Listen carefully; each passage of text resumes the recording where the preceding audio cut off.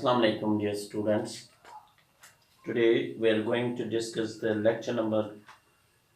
It is lecture number 5th of this ray optics, and we have to define and discuss the laws of refraction of light.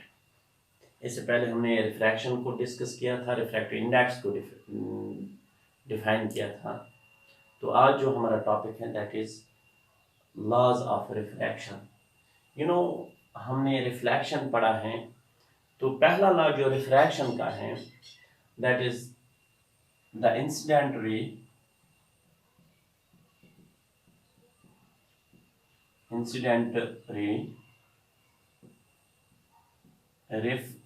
refracted ray and normal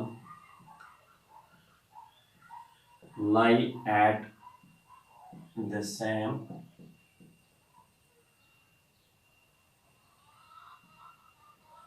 plane. Incident ray, refracted ray and normal, they lie at the same plane. This is the lecture. The incident ray, refracted ray and the normal lie at the same plane. So, and also second thing is second law. तो इससे पहले हमने देखा था तो जो incident ray हैं normal और रिफ्रैक्टेड रे एक ही प्लेन पर पड़ते हैं, एक ही पॉइंट पर, इनके एक ही प्लेन पर होते हैं. तो दूसरा जो लॉ है that's relation between angle of incidence and angle of refraction. For example we have this is the incident ray and this is refracted ray. This angle of incidence and this angle of refraction. This I1, this is R1. तो हमने दूसरी रे यहाँ पर आती है तो यहाँ से निकल जाती है. तो ये है I2, this is R2. तो फिर लाइट रे यहाँ पर पहुँच जाती है, यहाँ से आती है और यहाँ से निकल जाती है. This is I3 and this is R3. तो अब अगर हम these are the different angles of incident and different angles of refraction. तो इससे पहले जो रिफ्लेक्शन था उसमें हमने क्या देखा था, उसमें हमने देखा था angle I is equal to angle R.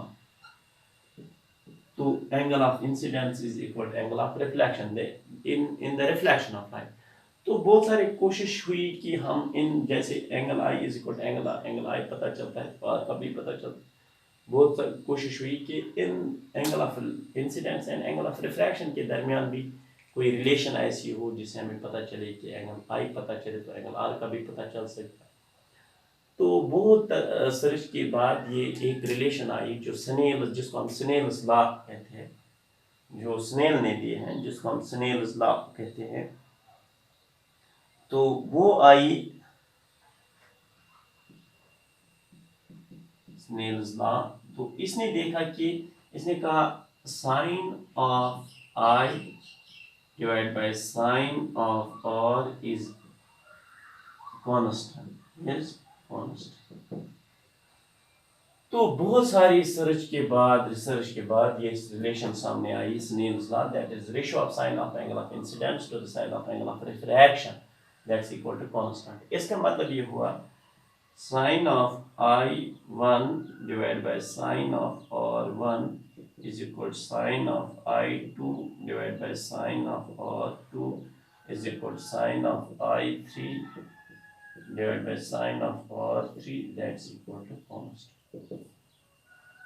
और अब ये जो constant है, ये कांस्टेंट जब देखा गया तो it comes out to be refractive index of, for example this is medium 1, this is medium 2. तो इसका मतलब है sine of I divide by sine of R, it comes out to be refractive index of medium 2 with respect to medium 1. तो ये आ गया refractive index of medium 2 with respect to medium 1. That means, और in other words you can see mu1 sin I is equal to mu2 sin R. This is simple. अब ये mu1 भी इसमें है, I भी इसमें है, So mu1 sin I is equal to mu2 sin. This was about the Snell's law of refraction of light.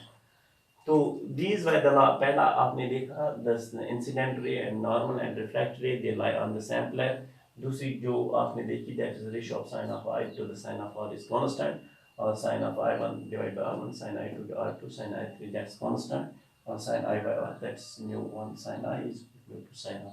This is about the refraction of light. So ये हम तो ये जो laws थे these were the laws of refraction. ठीक है. अब यहाँ इस पर हम क्वेश्चन भी बहुत सारे आ सकते हैं एग्जाम्स में, तो वो भी आ सकते हैं.